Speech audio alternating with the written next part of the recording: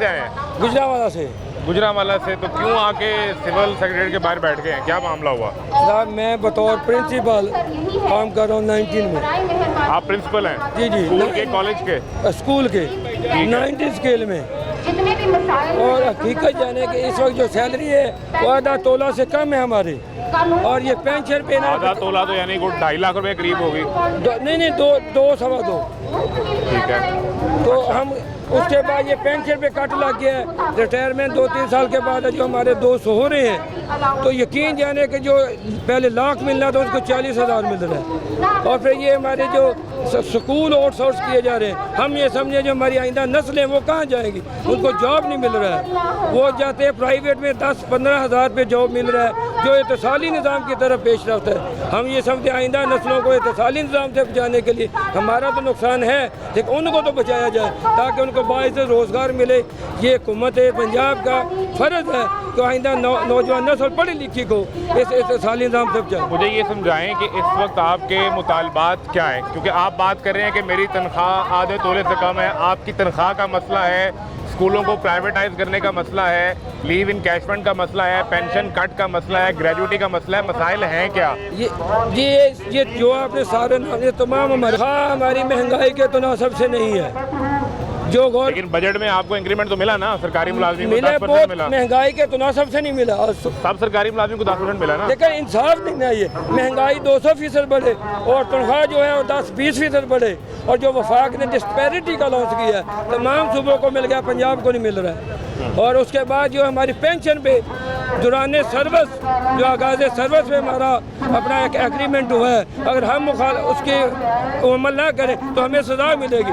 लेकिन ये उससे विड्रॉ कैसे कर रहे हैं, ये अख्ताम सर्विस पे कि जो हमारे पेंशनर रिटायरमेंट ले रहे हैं उनके 50% से ज़्यादा इन्होंने कट लगा दी है। That why. और ये को आप पहली दफ़ा तो नहीं आए, आप पहले माल रोड पर आकर बैठते रहे, जी और जी, वहाँ कई दिन आप आकर बैठते रहे, आज यहाँ भी आपको 2 दिन हो गए हैं जी, तीसरा दिन है।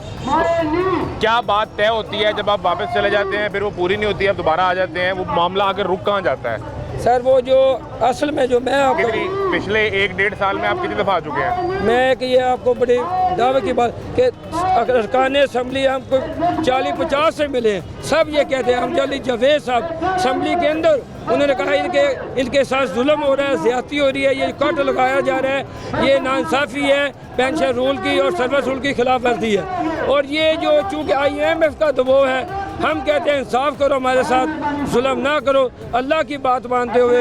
ये आपके लोग हैं, असातिज़ा हैं, मुलाज़मीन हैं, आपके बच्चे हैं, इनको पूरे हकूक़ दो ताकि इनका जो चूल्हा है जो रोज़गार और सही सलामत इज़्ज़त के साथ चले। आप हेड मास्टर यूनियन के प्रेसिडेंट हैं दुरानी साहब, और गुरेवाला आप भी अपना तारुफ करवा दें। Rahman Ali Bajwa, chief coordinator all government employees grand lines Pakistan.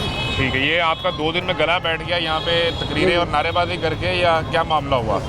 बिल्कुल, जब लीड कर रहे हैं, इस्लामाबाद से कुर्बानी के लिए आए हैं, साथियों को मोटिवेट करना है, मोबिलाइज़ करना है, अपना हक मांग रहे हैं, और हक मांगते मांगते हमारा तो गला बैठ गया। बट ये नहीं पता शायद आपके चैनल के तवज्जुह से हमारी आवाज़ जो है हुकाम बाला तक और मरियम नवाज शरीफ साहिबा तक पहुँच जाए। आपने कुर्बानी की बात की, तो आप सब लोग तो टीचर हैं, हम सब के उस्ताद हैं, हमने आपसे लिखना पढ़ना सीखा है, तो आप क्यों कुर्बानी देना चाहते हैं? किस चीज़ की कुर्बानी है? देखिए, एक चीज़ की वजाहत करूं कि यहाँ पे हेड मास्टर्स भी हैं, टीचर्स भी हैं, डॉक्टर्स हैं, लेडीज़ हेल्थ वर्कर्स हैं, वेटनरी का स्टाफ है, लैब अटेंडेंट्स हैं, क्लर्क्स हैं, तमाम डिपार्टमेंट, ये तमाम डिपार्टमेंट्स और तमाम कम्युनिटी की जो है हम यहाँ पे जो है मुकदमा हुकूमत के सामने रखने के लिए आए हैं। ये वही मुकदमा है जो पहले हम 12 दिन जेल में थे। 2023 में हमारी मुलाकात मरियम नवाज शरीफ साहिबा से करवाई गई,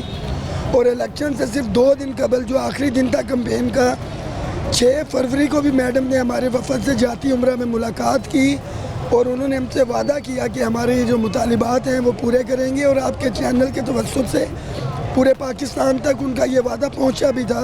हम वही वादा उनको आज याद करवा। क्या वादा था? अब तो 2 साल उनकी हुकूमत को तकरीबन पूरे हो गए, और 2 साल में आप लोग कई दफ़ा आ चुके हैं, कभी माल रोड पर बैठते हैं, कभी अभी आज सेक्रेटरीट के बाहर बैठे हैं, तो वो मुतालबा क्या था, वादा क्या था, कितना पूरा होता है, कहाँ आगे बात रुक जाती है? लीव इनकैशमेंट صرف پنجاب کے ملازمین کا جو ہے رننگ کی بجائے انیشل پے کے اوپر اور اس میں کچھ مزید ریسٹرکشنز لگے کہ جب ایک ملازم ریٹائر ہوتا ہے وہ نوکری میں آتا ہے, اسے پتہ ہے میں نے 25 سال 30 سال یا 40 سال نوکری کر دی ہے, at the time of retirement مجھے اتنے پیسے ملیں گے.